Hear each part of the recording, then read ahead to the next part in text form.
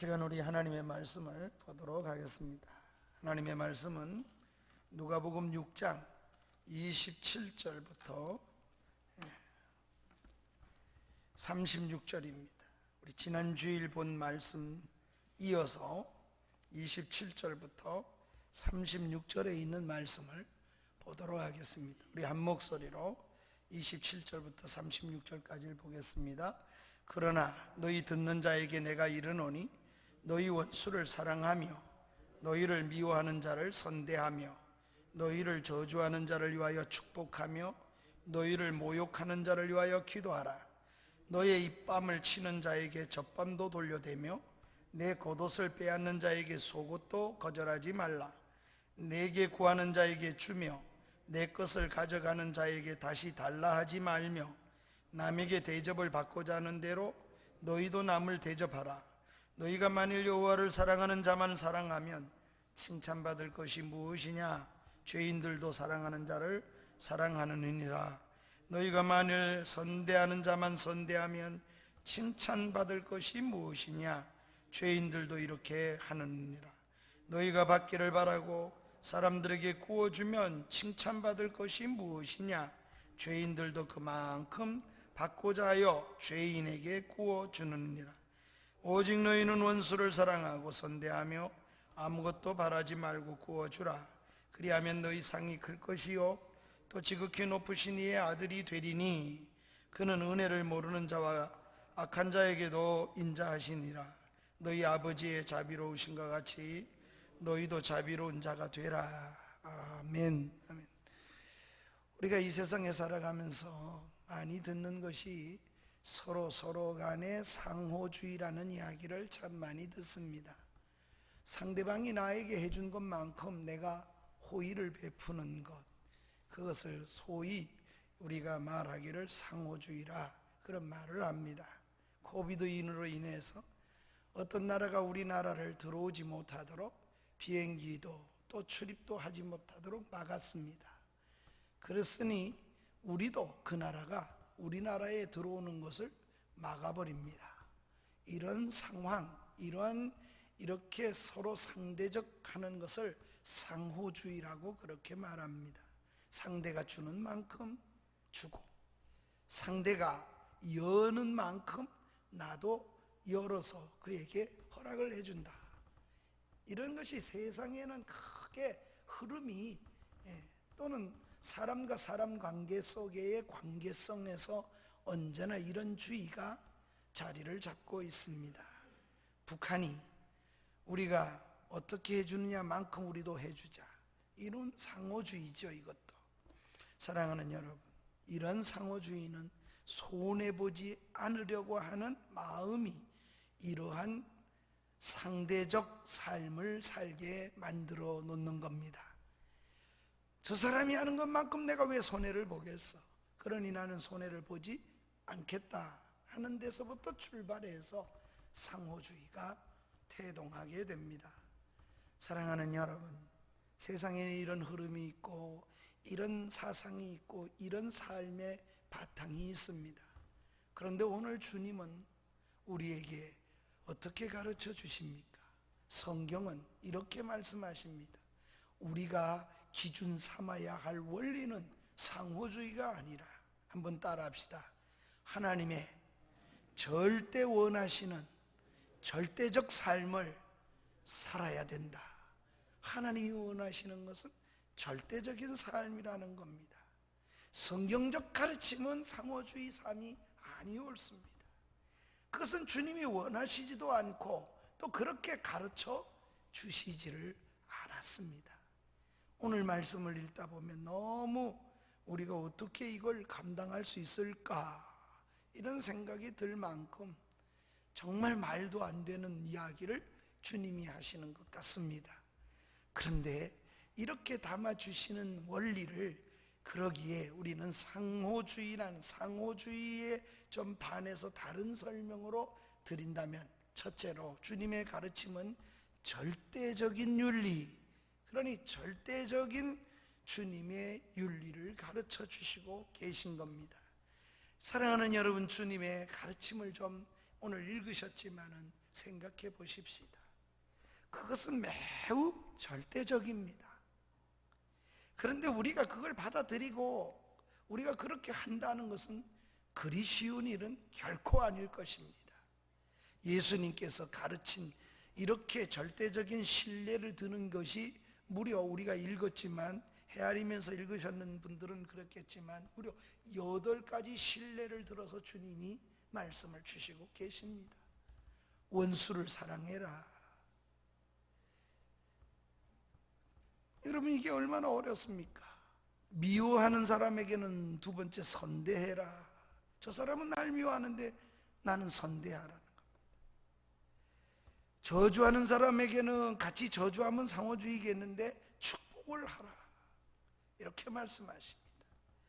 모욕을 주는 사람, 내게 정말 욕을 하고 망신을 주는 사람을 위해서는 기도해라. 4번째 그런 말씀. 또 어떻게 합니까? 하나님 앞에 우리에게 참으로 모욕뿐 아니라 뺨을 치는 자도 있다는, 그러면 웬 뺨을, 다른 뺨을 돌려대라는 겁니다. 어떤 사람은 겉옷을 빼앗는 자가 있는데 속옷까지도 주어라. 구하는 자에게는 거절하지도 말라. 더 나아가서 내 것을 구하는 자에게 가져가는 자, 구하는 정도가 아니라 이제 마지막 8번째는 가져가는 거예요. 말도 안 하고 내 것을. 그런 사람에게 어떻게 하라 그럽니까? 다시 달라고 하지 마라. 이런 가르침을 어떻게 받아들일 수가 있겠습니까? 사랑하는 성도 여러분, 주님이 이렇게 가르쳐 주셨는데 이것이 가능하겠습니까? 여러분 지켜내기에 가능하겠습니까? 주님의 가르침이 우리 삶 속에서 실천 가능하다고 생각하시는지요? 원수를 사랑하고 나를 미워하는 자를 끝까지 선대할 수 있겠습니까? 저주하는 자에게 축복해 줄 수 있겠습니까? 미워하는 자에게 가장 쉬운 게 같이 미워해 주고, 모욕하는 걸 어떻게 참겠어요? 1-2번은 참겠지만 그냥 속에서부터 올라오잖아요. 참지 못하는 것이 우리네 삶이고 인간의 걸음이 아니었습니까? 자존심 하나 건드렸는데 그 작은 자존심 하나 건드리는 것도 참아내지를 못하는데 어떻게 이겨낼 수가 있겠어요? 오히려 우리는 다른 사람을 모욕하고 다른 사람을 흉보고 다른 사람의 말은 우리가 수없이 올려놓으면서도 다른 사람이 내 말하는 건, 나는 남의 말하는 건 하나도 문제가 되지 않고, 다른 사람이 내 말했다 그러면 한마디만 했다 그래도 받아들일 수가 없는 거예요. 자기가 한 건 다 괜찮고. 우리 속에는 다 그런 먼 내로남불이라는 것이 다 들어있지 않습니까? 그래서 자존심 손상을 입으면 참지를 못하지 않습니까? 사랑하는 여러분, 이게 우리 속에 내재된 악이고 내재된 그런 모습이 아니었습니까? 전 세계적으로 지금 아주 정말 악한 세대가 분명하구나 뚜렷하게 드러내는 우려되는 일들이 전 세계 곳곳에서 일어나고 있습니다. 그게 뭡니까? 바로 한번 따라합시다. 증오로 인한 범죄다. 이유가 없어. 그냥 증오예요. 저 민족은 소수의 사람이니까 무시해도 돼. 그냥 미운 거예요. 저 민족은 조금이잖아. 응? 중국 같으면 한족이 많고 조선족은 조금이잖아. 저것들은 뭐 아주 미운 족속이에요. 서양 같으면 유색인종, 흑인들, 저것들은 아주 하찮은 것들이에요. 어떤 사람은 또 종교를 가지고 특정 종교만 가지고 그렇게 하기도 합니다. 내가 아닌 다른 사람에 대해서 함부로 하는 거죠. 장애인이기 때문에, 노인이기 때문에, 사회의 약자이기 때문에 이유가 없어요. 거기에는 그냥 미운 거예요. 그냥 증오심이 일어나는 이러한 현상이 세계 곳곳에서 비일비재하게 일어나고 있습니다. 주님이 정말 문 앞에 와서 마지막 때에 악이 성하여 사랑을 보겠느냐 하신 말씀처럼 이유 없는 테러, 이유 없는 그런 증오심이 팽배해지고 있습니다. 예컨대 여러분, 이유 없는 증오심에 대해서 나타나는 그 화가 말이에요, 상대가 뭐 내가 나한테 주고받는 정도가 아니에요. 저 사람 한 대 때렸으니 오른밤 때리든 나도 왼밤 때린다, 이 정도가 아니에요. 아무 이유가 없는데도 나타나는 증오. 그러니 불특정인 사람에게 함부로 그냥 길 가다 뺨 맞았다 그러는 거예요. 이유가 없어요. 그런 범죄가 곳곳에서 일어나고 있습니다. 예컨대 미국을 한번 생각해 보십시다. 2015년에 아주 우리가 끔찍하게 놀랄 만한 일이 미국에서 생겼는데, 2015년 6월 17일 날 저 미국에 백인들이 살고 있는 미국 남부에 최초로 세워진 흑인 교회입니다. 그러니 다 남부는 백인들이 주로 살았는데 이 백인들이 사는 일에 흑인 교회가 최초로 세워져 있는데, 이 최초 교회가 1816년에 세워진 찰스턴 흑인 교회입니다. 그런데 이 흑인들이 모여가지고 성경 공부를 하고 있었어요. 거기에 어떤 젊은이 하나가 찾아왔습니다. 백인이 찾아왔어요.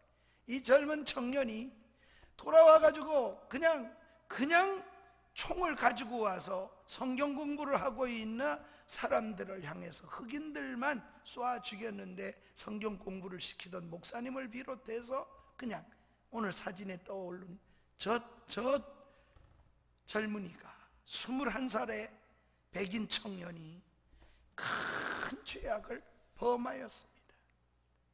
이름은 딜란 루프라고 하는 21살의 젊은이입니다. 왜? 흑인이기 때문에. 그 하나 때문에 그냥 목사님도 죽였고 성경 공부를 하던 사람을 죽였습니다. 이래서 많은 사람이 그냥 싫다는 거예요. 그렇다고 싫다고 해서 죽여버리는 겁니다. 미워해서.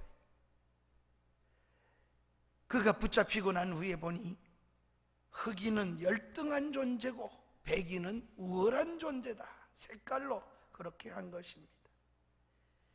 너무 놀라서 미국이 전 슬픔에 빠졌고, 그 당시 대통령이 오바마 대통령이었는데, 이 오바마 대통령이 직접 이 교회를 찾아가서, 찰스턴 교회를 찾아가서 예배를 드리고, 우리는 그래도 용납해야 됩니다, 말씀을 따라 그렇게 살아야 됩니다 하는 위로를 했습니다.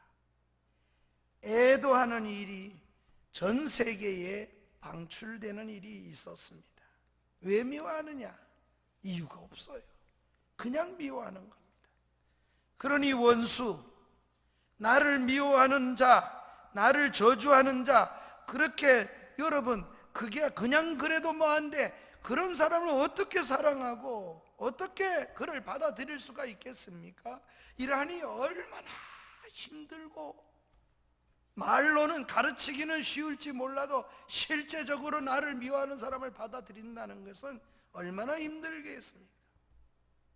그럴 때 주께서 지금 제자들에게, 하나님의 아들 딸들에게 이렇게 말합니다. 그렇게 사랑하라, 그렇게 살라는 말입니다. 그러니 얼마나 쉽지 않은 말씀입니까? 계속 이어지는 주님의 말씀이 무엇입니까? 29절에 보면 주님이 이렇게 말씀하십니다. 너희가 입밤을 치는 자에게는 젖밤도, 내 겉옷을 빼앗는 자에게는 속옷도 거절하지 말라 그럽니다. 뺨 맞으면 그보다 큰 모욕이 어디 있습니까? 그런데 오히려 젖밤을 맞을 각오를 하고 함께 대항하지 말고 믿음을 지켜라, 이러시는 거예요. 겉옷을 빼앗는 자에게는 어떻게 하라고요? 또 속옷도 거절하지 마라. 구하는 자에게 주고 내 것을 가져가는 자에게는 다시 달라 하지 마라. 여러분, 얼마나 이게 어려운 말씀입니까? 더 중요하고 더 가치 있는 것을 주라는 것이잖아요. 그러니 내가 그 정도가 아니라 더 가치 있게, 그보다 더 넘치게 그렇게 주고 그렇게 하라, 그렇게 우리 마음을 쓰라고 지금 말씀하시는 겁니다. 그런데 이 말씀을 오용하는 일이 있어서는 안 되겠습니다. 이 말씀을 오해하거나 악용해서는 안 됩니다. 이 말씀은 따라하세요. 남에게 달라고 요구할 때 주시는 말씀이 아니다. 그러니까 남의 걸 말이요 함부로 내놓으라고, 이렇게 성경에 그렇게 하라 그래도 된다 그랬지 않냐, 이렇게 쓰라고 주신 게 아니라는, 그건 오용이에요. 이 말씀을 그렇게 들이대거나 그렇게 사용해서는 안 되는 겁니다. 이 말씀은 주는 사람의 입장에서 적용을 해야 될 말씀이라는 겁니다. 달라고 하는 사람의 입장에서 이 말씀을 가지고 쓰는 게 주신 게 아니에요. 줄 수 있어야 될 사람에게 적용하는데 뺨 때리거든 왼뺨도, 오른뺨 때리면 왼뺨도 돌려대라는. 이 말씀은 남의 걸 가져가도 되고 남의 걸 함부로 대하고 모욕도 함부로 하는 그런 사람에게 적용하는 말이 아니라 바로 믿음을 쓰고 착한 양심을 갖고 선하게 살려고 하는 이 착한 사람들에게 하나님이 요구하시는 메시지입니다. 그러니 오히려 믿음대로 살아보려는 사람에게 오히려 더 착한 사람에게 더 많은 걸 지금 요구하시고 계신 것입니다. 세상 사람들은 왜 상호주의, 상대주의로 살아가려고 할까요? 그 이유는 단 하나, 보상 기대 때문입니다. 내게 보상이 그래야 더 많다, 내 유익이 빼앗아 가도 내 거 삼으려는 겁니다. 세상은 다 그렇습니다. 그러나 주님은 세상의 원리, 세상의 기준을 가지고 사는 자가 하나님의 사람이 아니라, 예수님은 새로운 기준을 주시는 겁니다. 예수님은 새로운 하나님의 백성의 기준을 주셨는데, 그것은 우리도 보상에 대한 것이 없다, 이걸 주님이 말씀하는 게 아니에요. 예수 믿는 사람에게도 보상 심리는 다 있어요. 세상은 보상 심리를 어디서 받으려고 그러냐면 이 세상 눈에 보이는 환경에서, 여건에서, 사람에게서 받으려고 하는 것이 세상이 가지는 보상의 심리.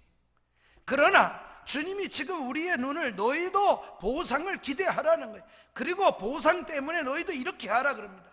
그 보상은 세상을 통해서 얻으려고 하지 마라.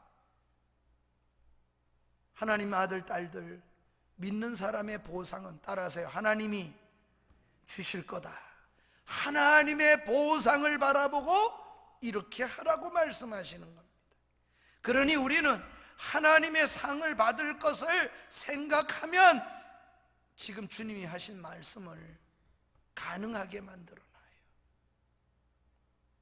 절대적으로 살면, 절대적인 기준으로 살면 하나님이 보상하신다. 세상 사람은 이 세상에서 자기가 보상을 취하려고 해요. 그런데 믿는 사람은 다른 게 있어요. 기준이 달라요. 믿는 사람은 원수를 사랑하고 오른밤 때리면 왼밤 돌려대고, 그렇다고 그냥 맞고만 있는 게 아니에요. 보상이 있는 거예요. 누가 보상을 주느냐? 하나님이 주신다. 절대적으로 살면 상은 하나님이 주신다는 걸 믿기 때문에 그렇게 살라 그러는 겁니다. 그러니 기준점을 지금 예수님이 달리 설명하신다고 할 수 있습니다.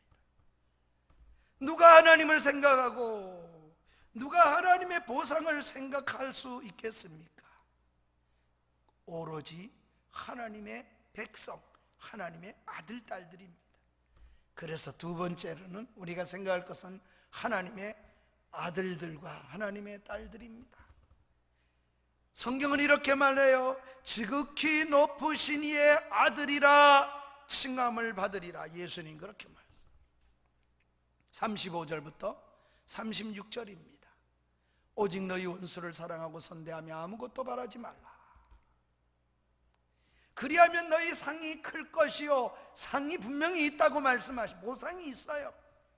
그 중에 하나가 또 지극히 높으신 이의 아들이 되리니, 높으신 이의 아들이 되는 보상이 있습니다. 그렇게 살면 상이 있습니다. 아울러 우리가 지극히 높은 신이의 아들이 된다고 말씀을 하셨습니다. 그렇게 살면, 이런 말이에요. 이 말씀을 잘 이해하세요. 그렇게 살면 비로소 네가 아들이 될 것이다, 이런 말이 아니에요. 이 말은 이런 거예요.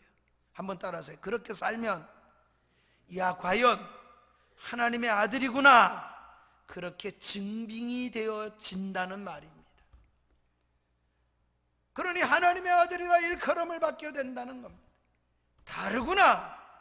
하나님의 아들들은 사는 기준이 다르고, 삶을 통해서 세상 사람은 그 기준에서 살아가는데, 세상 사람의 기준과 다른 기준으로 살아가면 네가 하나님의 아들이라는 인정함을 받게 될 것이다, 일컬음을 받게 될 것이라는 겁니다. 아들됨이 증명된다는 의미입니다. 아들은 아버지를 닮습니다. 먹는 것도 그렇고 살아가는 패턴도. 그래서 가문이라 그러잖아요. 가문이 되게 그 가정마다 독특하지만은 그 이루어지는 가문이 있어요. 난 여러분이 다 믿음의 명문 가정이 되기를 정말 축복합니다. 지금까지 부모가 어떻게 살아왔던 여러분, 예수 믿고 기준점을 바로 세우고 정말 하나님 아버지 앞에 한 걸음 한 걸음 살아내면 반드시 그 가정이 하나님의 가문, 하나님의 명문 가문이 저는 될 거라고 확신합니다. 아들이 아버지를 닮아야 하지 않겠습니까? 36절에 보면은 그런 내용을 담고 있습니다. 너희 아버지의 자비로우신 같이 너희도 자비로운 자가 되라. 무슨 말입니까? 닮는 자가 되라는 겁니다. 하나님이 그러니까 너희도 그렇게 하라는 겁니다. 아버지의 성품을 닮아서 아버지 모습으로 살아야 한다는 의미를 예수님이 지금 신뢰를 들어서 그렇게 가르쳐 주신 것입니다. 그리스도인이라는 것이, 그리스도인이라고 확실하게 정체성을 드러내는 것이 언제인가? 바로 그렇게 살 때 정체성이 드러난다는 거예요. 그러니 오늘 우리가 예배당에 올라오고 예배 한 번도 안 빠져, 주일 한 번도 안 범했다, 11조 한 번도 안 떼먹었다, 그래서 하나님의 아들이란 정체성이 드러난다, 이런 얘기 아니에요. 성경은 그렇게 가르친 적이 한 번도 없어요. 여러분이 공동체에서 높은 지위, 좋은 직책을 가졌다고, 그래서 목사님, 장로님이 이름을 가졌기 때문에 하나님 아버지 앞에 여러분이 그렇게 하나님 앞에 정체성이 드러나느냐? 그게 아니라는 거예요. 하나님의 아들됨의 정체성, 하나님께 속했다는 정체성은 어디로부터 나는 겁니까? 하나님의 말씀을 듣고 그렇게 사는 삶에서, 원수를 사랑하고 미워하는 자를 위해 기도하고 오른밤 때리면 왼밤 되고 이렇게 사는 그 삶에서 비로소 드러나게 된다, 정체성이. 그러니 사랑하는 성도 여러분, 직분을 사모하는 것은 귀한 일입니다. 틀렸다는 말이 아닙니다. 그러나 거기서 믿음의 정체성을 찾으려고 하지 마십시오. 그것은 주의 일을 하기 위한 필요한 달란트일 뿐입니다. 그걸 사용해서 더욱 하나님의 정체성을, 하나님의 은혜의 사람임을 드러내는 일을 할 때 쓰여져야 되는 겁니다. 그렇게 하나님이 하시기를 원하신다는 겁니다. 억울한 일을 겪을 때, 누군가가 이유 없이 나를 공격하고 있을 때, 내가 공격을 당했거나 미움을 받을 때 내가 어떻게 처신하고 어떻게 반응을 보이느냐에 따라서 하나님의 아들이구나, 하나님의 딸이구나, 하나님이 정말 함께 하시는구나 하는 그 정체성이 드러나게 된다는 것입니다. 그리스도인은, 따라하세요, 그리스도인은 내가 아버지께 속한 것을 드러내야 된다. 아멘. 그래야 닮은 자니까요. 보여주어야 합니다. 아버지는 자비로우신 분입니다. 그런데 나는 인색하고 나는 무자비하고, 아버지는 인자한데 나는 그렇게 산다 그러면 다른 사람이 볼 때 아버지 아들 맞아? 저 사람이 아버지 아들일까? 이렇게 생각하지 않겠습니까? 의심스럽다.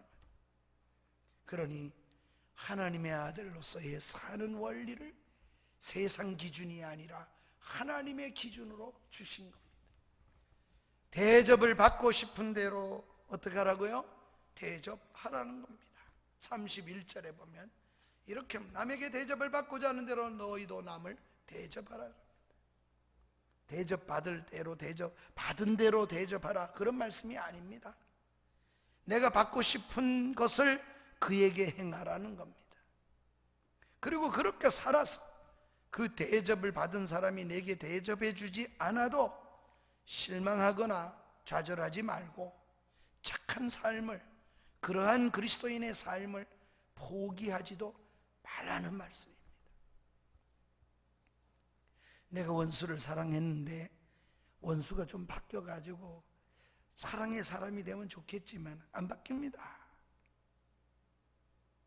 그럼 우리 속에 뭐가 생각해? 다시는 내가 사랑하나 봐라, 저 사람. 그런 생각이 우리를 지배하지요. 그러나 여러분, 그렇게 살지 말라는 겁니다. 여전히 사랑하라는 거예요. 왜요? 누가 갚아준다고요? 하나님이 갚아준다는 그 믿음. 그래서 반드시 삶인데 거기에 뭐가 작용하고 있는가 하면 믿음이 작용하고 있는 거예요. 믿음이 작용하면 한 대 때리면 나는 마음속에는 한 대 맞았으니까 한 대 때려주는 정도가 아니야. 아주 10대를 패주고 싶어요. 인간은 그런 존재예요, 사실은. 그런데 그렇게 하지 말라는 겁니다. 교육을 위해서 때로는 기다리는 것은 저는 필요 있다고 생각해요.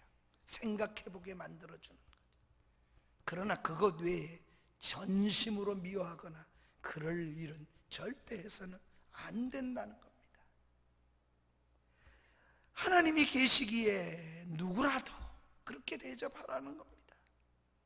10번 했는데 한 번만 고마워하지 않는 거면 좋겠지요.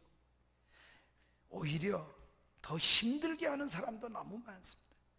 10번 도와줬는데 한 번 내가 잘못했다고 그걸 날 용서를 안 해, 이래가지고 막 열이 나지요. 그때마다 이렇게 믿음으로 받으십시오. 하나님이 내게 갚아줄 거야. 때가 되면 갚아주실 거야. 그러니 이 사람이 지금 절대의 진리를 받고 사는 사람은, 그걸 순종하는 사람은 누구를 바라보기 때문입니까? 하나님을 바라보기 때문에, 믿음 때문에, 상대 때문이 아니에요. 믿음으로 사는 원리를 지금 가르쳐 주시기 위해서 그렇게 하신 겁니다. 그러기에 우리는 절대적인 것을 사는 거예요. 절대적으로 사랑하는 것입니다. 내게 대접이 돌아오지 않아도 나는 대접하는 것입니다. 상대는 인사를 하지 않아도 나는 인사하며 사는 겁니다. 자존심이 상해도 그래야 합니다. 주님이 그렇게 말씀하셨기 때문에 하나님 믿음을 쓰며 살게 해 주옵소서.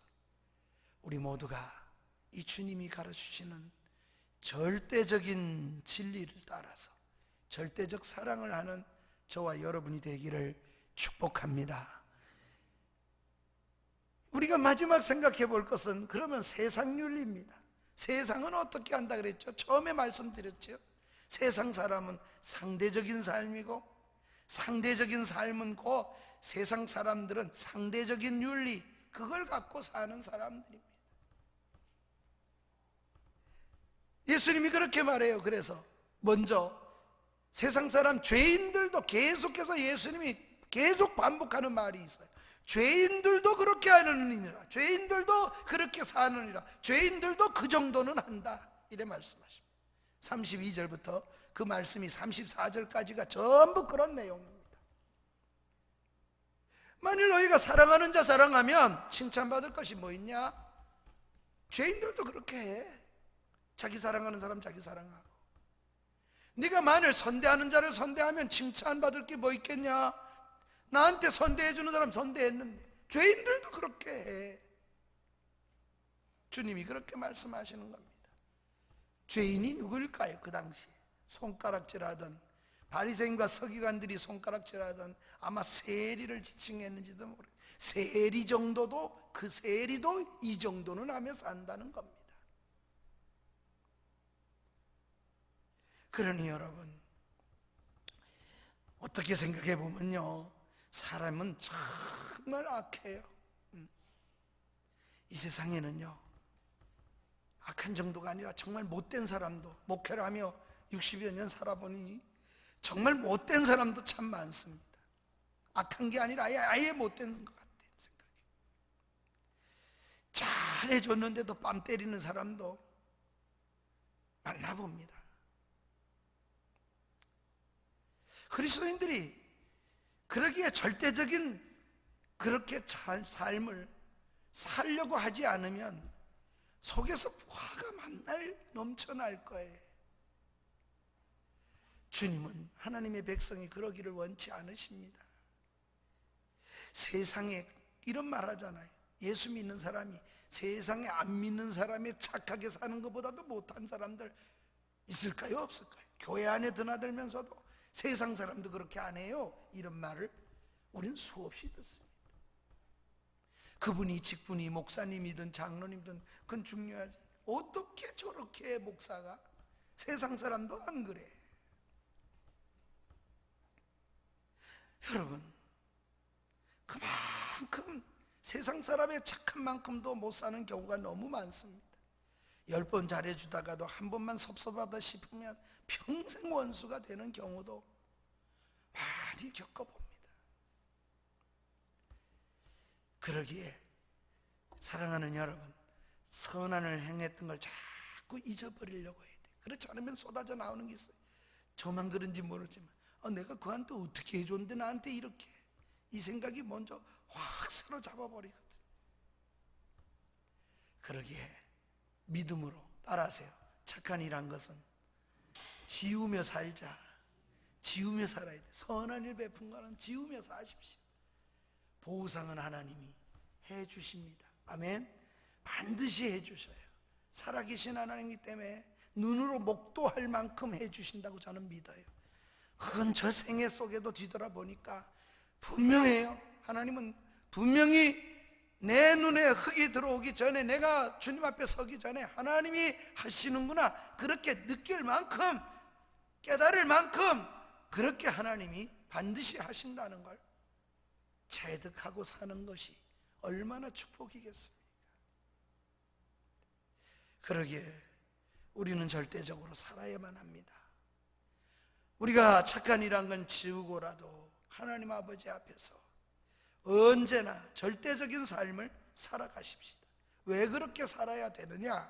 그 이유는 단 하나입니다. 오늘 성경 말씀 마지막 소절에 이렇게 말은, 내가 갚아주겠다. 내가.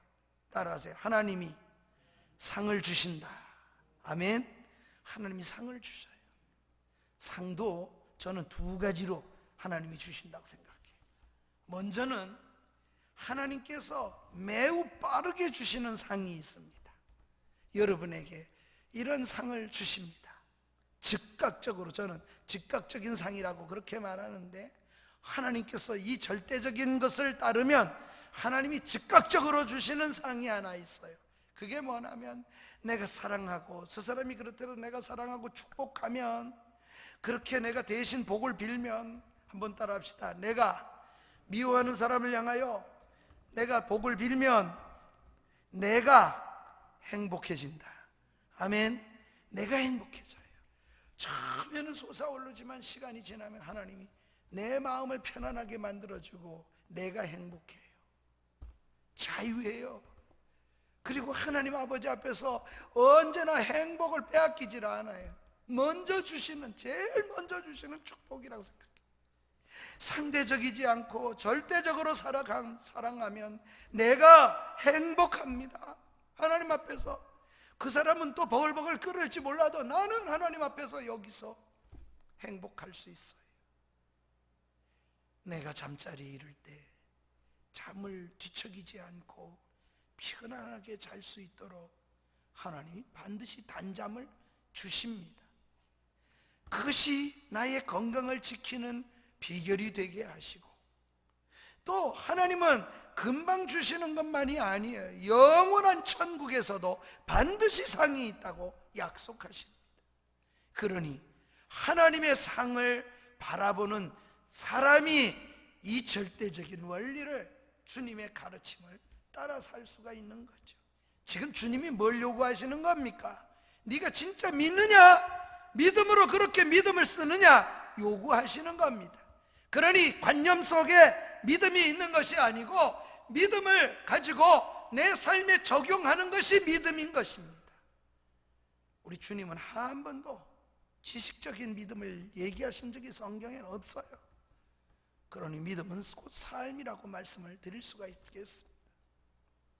사랑하는 여러분, 그러하기 때문에 주님이 가르쳐 주신 우리 그리스도인들이 가져야 할 마음의 어떤 태도와 자세는, 윤리는 절대적인 것입니다.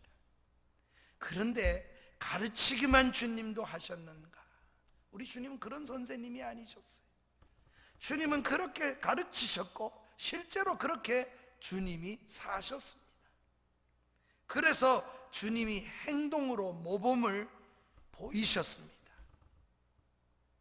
사랑하는 여러분, 그렇다고 해서 오해하지 마세요. 주님이 죄도 그냥 슬쩍 넘어가시고 악도 슬쩍 넘어가신 분이 결코 아닙니다. 죄는 죄라고 분명하게 넘어가지 않으셨어요. 죄를 죄라고 악을 악이라고 예수님께서 얼마나 지적하십니까? 이 악한 때로는 외식하고 또 속이는 이런 바리새인과 서기관들을 향해서 화 있을진저 우리 주님이 악에 대한 얼마나 잘못됨을 단호하게 말씀하십니다. 그러나 우리 주님은 죄인을 미워하지 않으시고 사랑하시고 용서하셨습니다.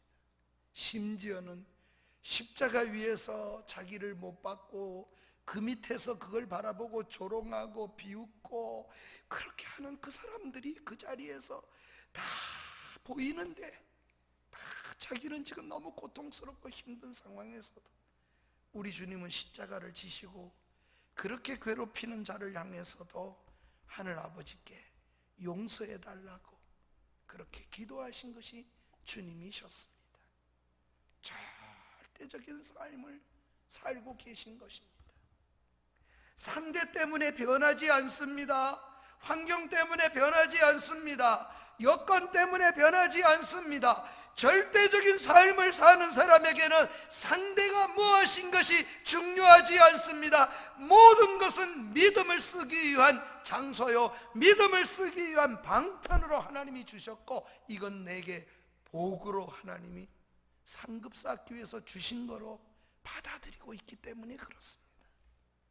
이렇게 살아내는 처절하리만큼 믿음의 도전적인 하나님의 사람으로 살아갈 수 있는 은혜가 있기를 주의 이름으로 축원합니다.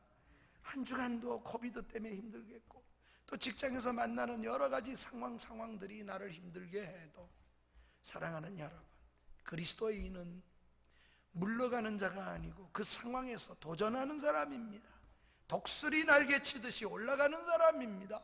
그런데도 절대적인 하나님의 진리를 붙잡고 믿음을 쓰며 사는 사람들이 옳습니다. 그래서 그리스도인들은 믿음의 저력을 가지고 있어요. 저 힘이 어디서 나오나 들여다보니 믿음이구나, 이렇게 보여지는, 저렇게 강한 마음이 어디서 생겨지나, 어떻게 잘 참고 있나 들여다보니 하나님의 아들이구나, 일컬음을 받게 된다, 그 말입니다.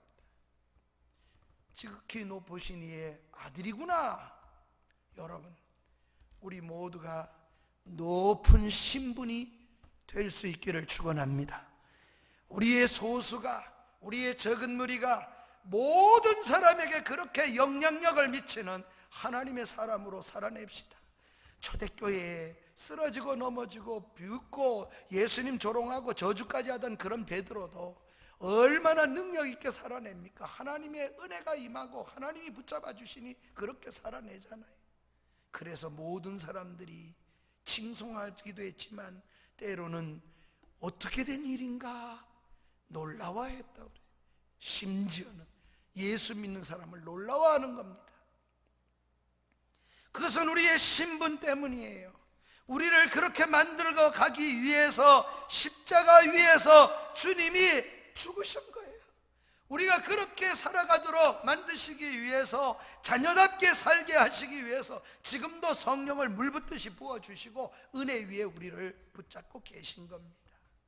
이름에 걸맞게, 신분에 걸맞게 하나님의 아들, 딸로 살아내는 하나님의 사람 다 되시기를 주의 이름으로 축복합니다.